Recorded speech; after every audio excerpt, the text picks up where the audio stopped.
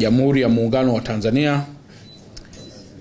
Ndugu waandishi wa habari, tumeitana leo siku mpya tena ili angalau tuweze kuzungumza na Watanzania na tuwahabarishe mambo kadhaa. Natoa tamko au tangazo kwa mkoa wetu wa Dar es Salaam kwamba vituo vyote vya mafuta vilivyokuwa vimefungwa kutokana na matishio kadhaa ya kiusalama sasa vifunguliwe na vianze kutoa huduma hizo. Na vyombo vya moto ama vyombo vya usafiri vyote navyo vihakikishe vinapata huduma katika vituo hivyo. Sambamba na hilo, tunaendelea kuonya mfumo wa uuzwaji wa mafuta katika vidumu, huku tukiamini kwamba mfumo huo ni mfumo ambao kwa asilimia kubwa hauna nia njema kwa taifa na kwa mkoa wetu kwa ujumla wake.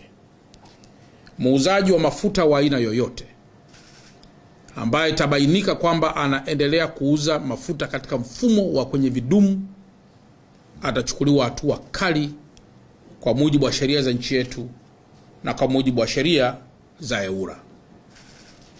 Sambamba na hili, tunamuelekeza EWURA kanda ya Mashariki kuita kikao mara moja na wamiliki wa vituo vya mafuta vyote katika mkoa wetu ili tuweze kupeana semina maalum kuhusu mfumo sahihi tena wa kuendelea kuuza mafuta usioleta athari katika mkoa wetu. Sambamba na hili, ndugu waandishi wa habari, katika mkoa wetu wa Dar es Salaam tuna mabasi yaendayo kwa kasi.